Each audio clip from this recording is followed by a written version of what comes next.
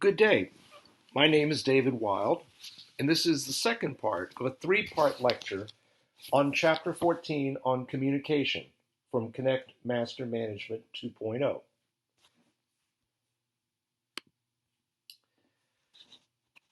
Now, in this section, we'll be talking about the process of communication in organizations.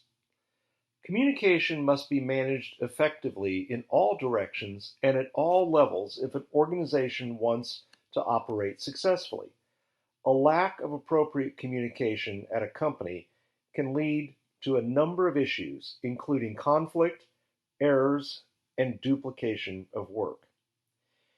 Now, on your screen, you see figure 3 from your text, which speaks to the four types of formal communication in an organization.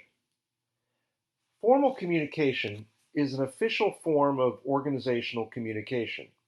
There are four types of formal communication: downward, upward, horizontal, and external. Downward, upward, and horizontal communications typically follow an organization's reporting structure as shown in its organizational chart.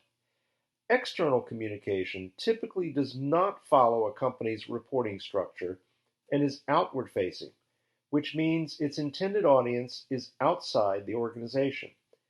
Each type of communication serves its own purpose and has its own vulnerabilities to different types of noise. Downward communication moves from the higher levels of an organization to the lower levels. Downward communication can also be a one-on-one discussion between a supervisor and subordinate, such as a formal performance evaluation or brainstorming sessions between managers and their employees. Upward communication moves from the lower levels of an organization to the higher levels. An example would be a progress report on an ongoing project sent from a subordinate to a supervisor. Horizontal communication. Not all communication travels up and down the hierarchy in an organization. Much of it, in fact, travels within or across units or departments. Horizontal communication is between individuals on the same level in an organization, and its primary purpose is for coordination. The only form of formal communication that typically does not follow a company hierarchy is external communication. This form of communication flows from individuals inside an organization to those outside of it. Typical recipients of external communications include customers, suppliers, and shareholders.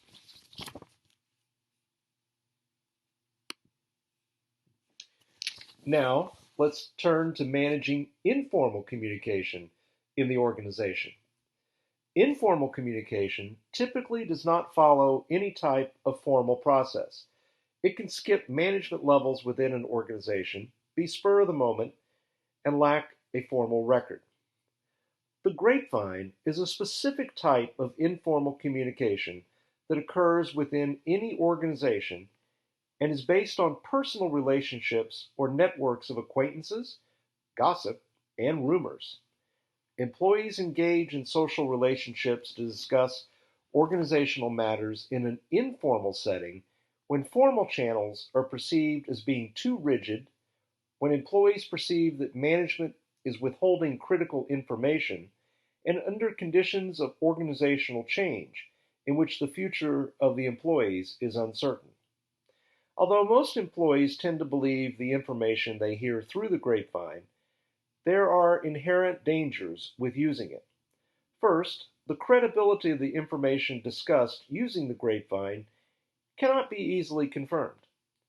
Second, information or misinformation on the grapevine can spread rapidly, causing distrust, conflict, and low morale among employees. Communicating informally is part of human nature and part of the socialization process, making it often inevitable.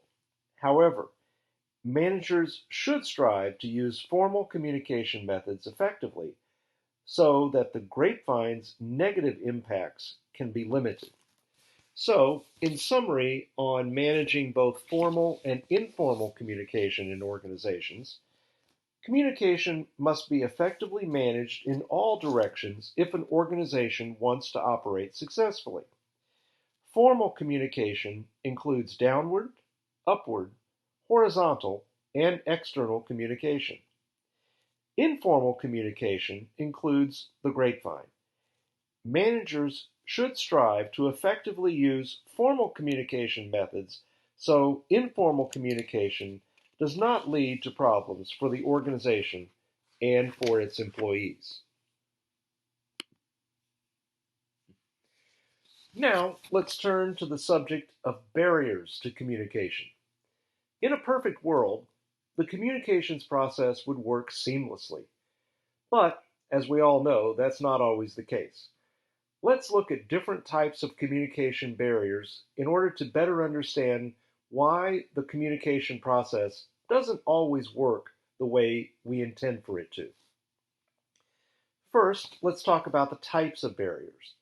We divide communications barriers into 6 categories: cross-cultural, gender, generational, physical, filtering, and jargon. Cross-cultural barriers can be defined as the fact that culture is a set of values, attitudes, norms, and beliefs that control a society's behavior. It is deeply ingrained in the way we communicate and impacts what we say, how we say it, and how we interpret what others say. The role of gender. Communication can vary significantly based on one's gender.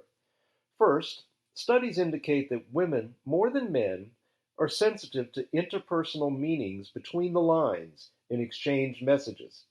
This means that a woman's interpretation of what was said by a sender may be different than a man's interpretation of the same statement.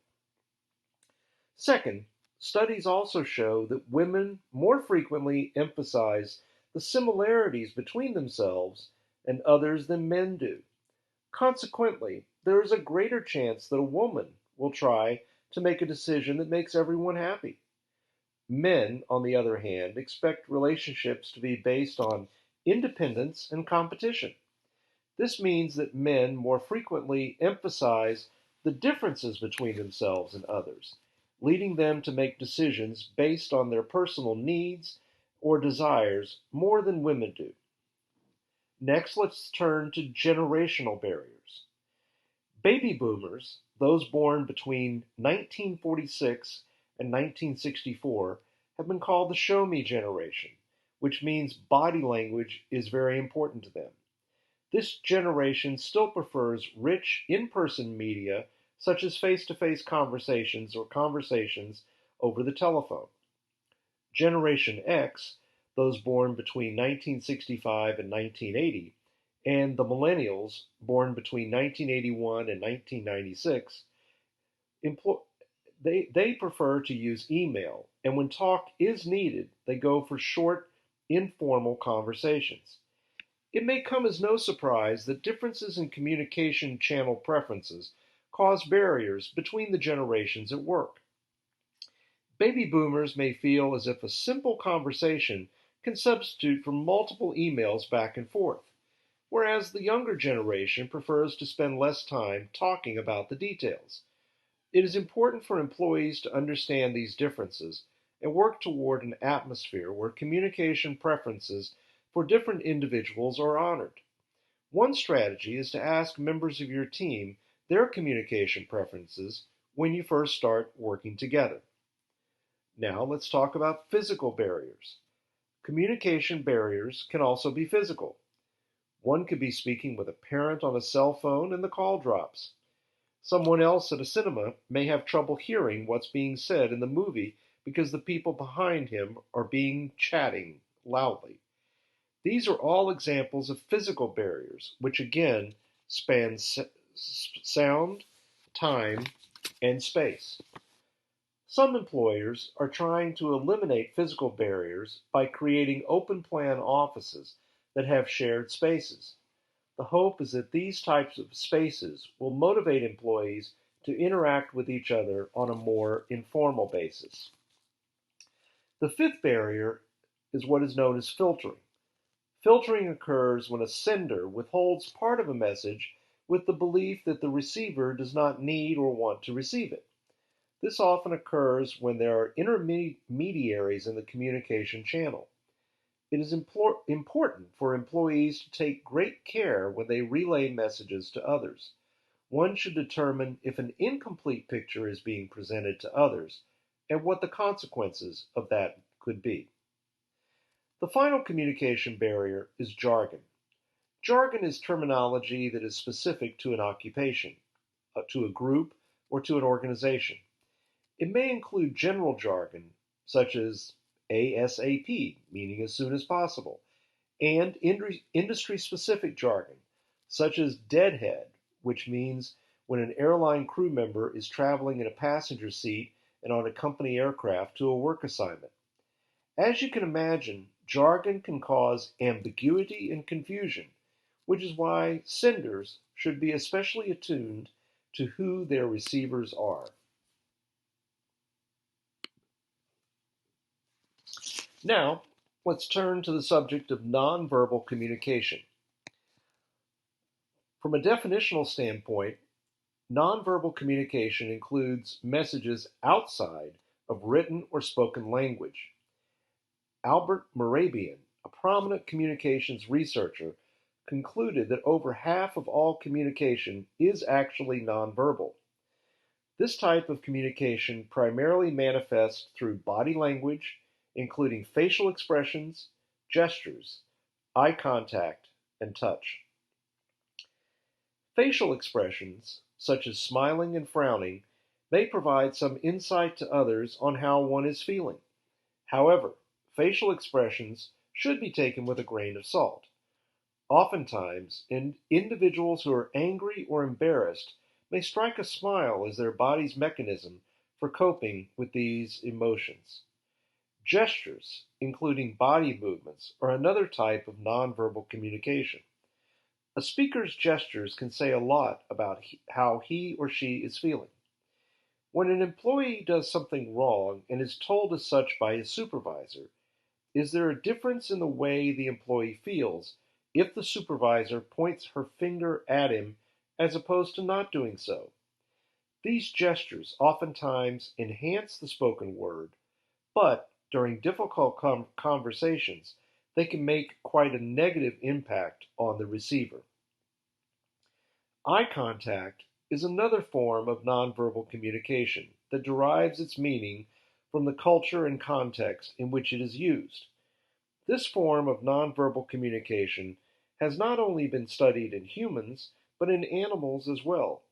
In fact, highly social animals, such as dogs and wolves, respond to direct human eye contact as a method for establishing or challenging dominance. The final category of nonverbal communication is touch. The significance of touching another person depends not only on the culture, but also on the gender.